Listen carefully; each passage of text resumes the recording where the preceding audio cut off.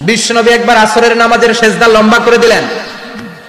সাহাবারা বললেন, নবী নামাজের পরে ধরলেন অসুস্থ হয়ে গেলেন নাকি, অথবা কোরআনের আয়াত সেজদা অবস্থায় নাজিল হয়ে গেল নাকি?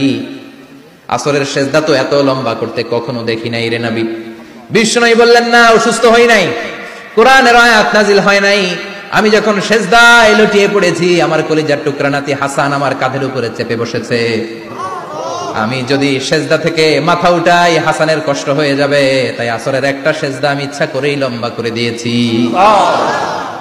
কি নবী ছিল, কি মায়া ছিল নাতিদের সাথে।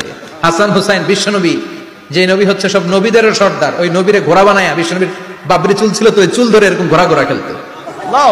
বিশ্বনবীর কাঁধে বসে বিশ্বনবীর বাবরি চুল টেনে টেনে কয়, এটা আমার ঘোড়া। হাসান হুসাইনের গায়ের এমন কোন জায়গা নাই যে জায়গায় বিশ্বনবী চুমা দেয় নাই। আর বলতেন, রাইহানা চাইনি ফিদ দুনিয়া, হাসান আর হুসাইন হলো